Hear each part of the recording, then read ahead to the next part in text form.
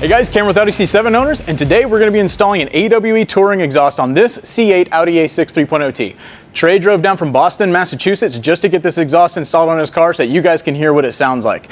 We think a lot of C7 drivers will eventually move over to the C8 platform, so this might be something you guys are interested in the future. We're at Barrel Maker Fabrication in Wilmington, North Carolina. This is my buddy Cooper's shop, and he's going to be doing the work for us today.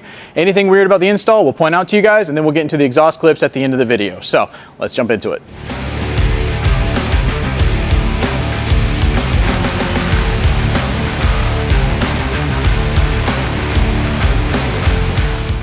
Alright guys, so we just got the OEM exhaust off of the C8, and there's some things I want you guys to make sure you're aware of. One of which is the diameter differences between the driver and passenger side of the exhaust. So here I've got the OEM flex pipes connected to the OEM exhaust, and then I've got the pieces provided by AWE here.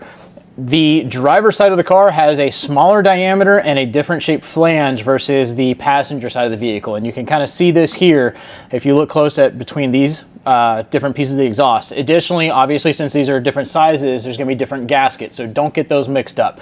Driver side is smaller, passenger side is larger. And that is the same for the AWE pieces, and even then the AWE driver side exhaust downpipe, part of the flex pipe here, it's got a different shape versus the passenger side. And we're going to move over to the actual car and show the exhaust, the turbo downpipes coming off, and we'll show you the differences there because there's some stud differences I want to point out to you as well. Alright guys, so another helpful tip to make your life a little bit easier is to remove this brace, and this brace connects to the actual strut brace, this like frame brace here. It's a cross brace, and there's I think 5 bolts, and this just kind of sits right here, and it limits your ability to actually access the bolts above the flex pipe, especially on the passenger side, which is the hardest side to access. And it took us a combination of some crow's feet and some other clever wrenches to be able to get to those 3 bolts. But removing this brace gives you a much better access to get your hand up here and to get other tools up here to access the bolts on this side. Alright, so we're here on the bottom of the car and we're just looking at the actual turbo downpipes that connect to your turbo back exhaust. The thing to note here, once again, your driver's side has a smaller diameter, the passenger side has a larger diameter, but the big difference here at the downpipes is that on the driver's side, your studs go from the back and down to where all you have to do is remove a nut from the bottom and then pull the part of the exhaust off. That makes it really easy.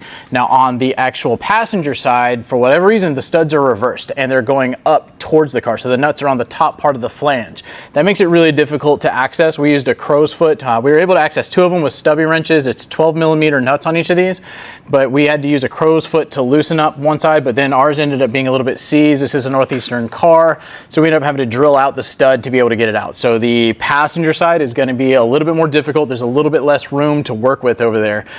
So just keep that in mind. Now, if all your studs, well, I should say on the driver's side, if your exhaust comes out and the studs are intact fully, you can just use the locking copper nuts to reinstall the exhaust on that side. You do not have to tap out the studs on that side of the car, but on the other side, just use the fully supplied hardware from AWE. Don't use the OEM studs there because they're going to go off with the actual OEM part of the exhaust. Alright guys, some other little things when it comes to removing the OEM exhaust. If we come down here, these are some underbody braces that just go from one side of the vehicle tunnel to the other, and we remove these for ease of removing the OEM exhaust and letting it fall down. If you're doing this yourself, I would suggest undoing the mid pipes from the rest of your cat back here at the flanges. They might be rusted, so you might have to spray some penetrating oil on those to remove those. Once you do that, the only tricky part on this car that I haven't seen before is the rear of the exhaust. And you can see we're not reusing this exhaust. Trey doesn't want to keep it, so we just went ahead and cut the rear muffler off, but you can see how it's designed. It creates a loop.